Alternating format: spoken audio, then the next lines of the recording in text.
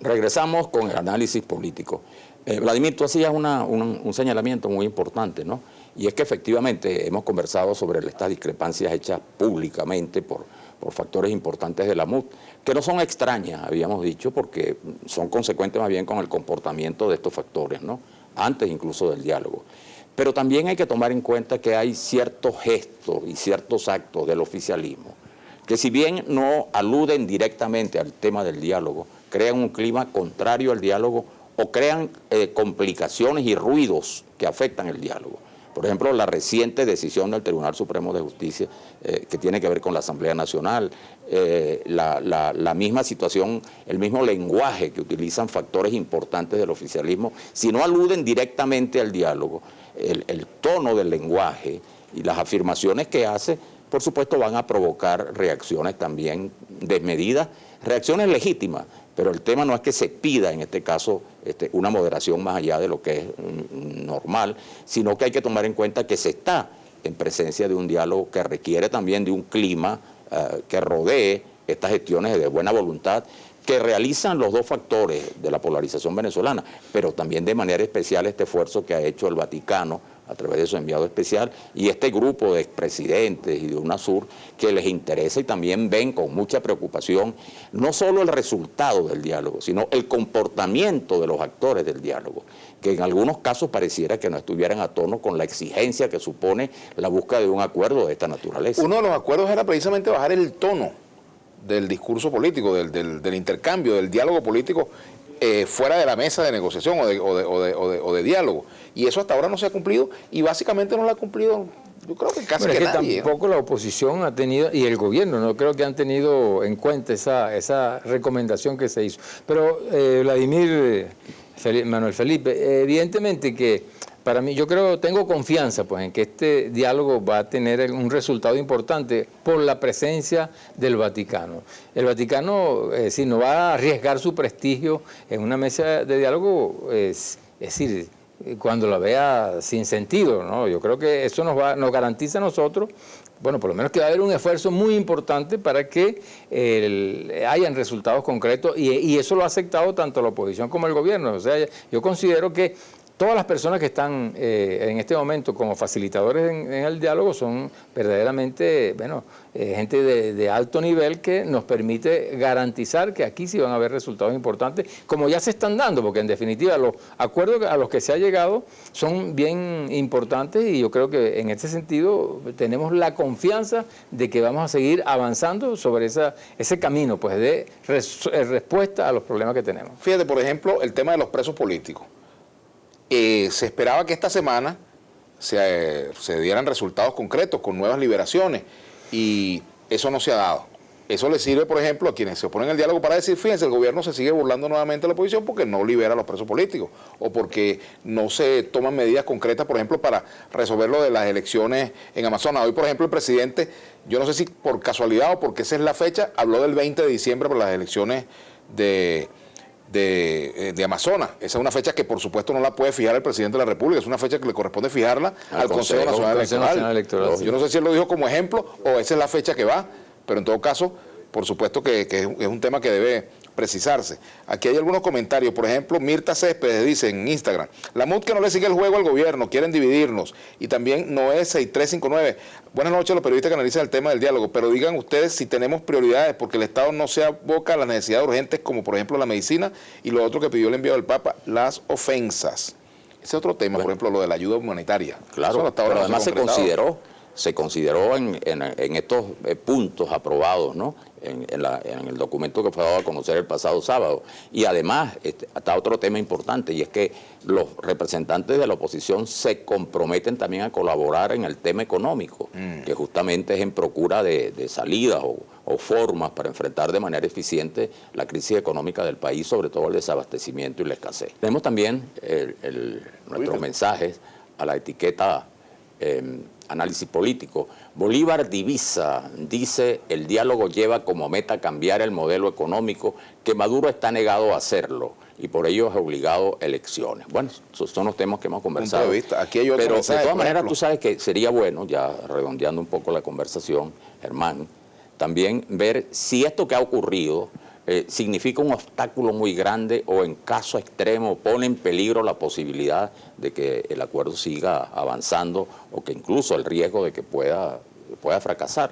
¿Qué opinan ustedes? Yo creo que no, yo creo que hay voluntad, sobre todo del pueblo, pues, para que los actores fundamentales en este país, oposición y gobierno, se pongan de acuerdo. Ahora, bien importante, ¿no? Bien importante. Yo creo que a esta mesa hay que ampliarla a otros factores, a otros sectores, a los trabajadores, a los empresarios, ¿verdad?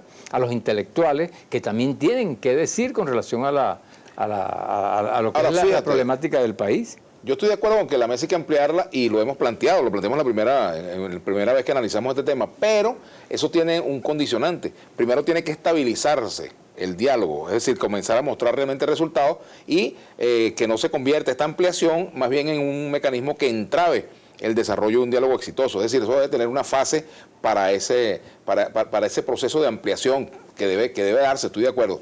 Pero es que incluso en los puntos que se dieron a conocer el sábado aparece el tema ese de la incorporación de otros Por factores, supuesto, ¿no? y eso es básico. Pero Es lo importante ahorita es ver incorporarlo resultados. realmente. Lo importante son las pruebas de amor, lo que yo he planteado otras veces que yo llamo a la prueba de amor.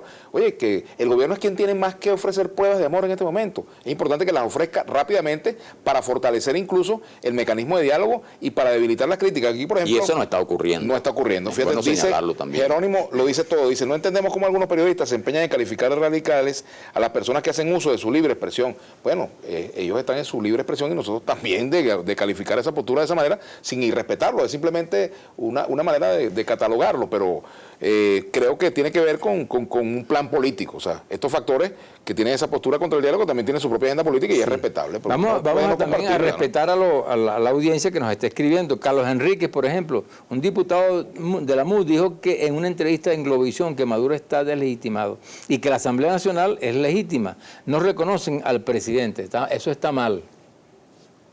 Bueno, es que yo creo que de lo que se trata de este diálogo es de que nos reconozcamos todos, ¿no? Que el gobierno reconozca a la Asamblea Nacional y su legitimidad y que la Asamblea también haga lo propio. De eso se trata, que funcionen las instituciones. Por eso hablamos de reinstitucionalizar al país. Bueno, otra etiqueta también. William Martínez dice, los políticos reactivos actúan por emociones e impulsos. Deberían ser políticos de mentes proactivas con valores y principios. Muy pertinente. Y por aquí dice Jorvin García, el diálogo debe ser acompañado de presión de calle y agenda legislativa. Saludos desde Betijo, que es que una cosa no excluye a la otra. Claro, al contrario, lo fortalece. Yo creo que tampoco es que... hay algunos planteamientos que parecieran que se trata de dos cosas, que hay diálogo o hay activación. Primero, que la activación de calle tampoco es que se decreta. En un cuadro como el que vive Venezuela, la calle es el escenario para la protesta, para las exigencias, con un cuadro de problemas como el que existe. Mira, y en las democracias se fortalecen en la medida en que la gente ejerza su derecho a la protesta. La opinión Mira, aquí hay pública casos es en América, importantísima en este caso, claro, o sea, que se incorpore fíjate, también en América Latina, el lo que derecho está a pataleo. ocurriendo, lo que está Por ocurriendo en supuesto. Chile.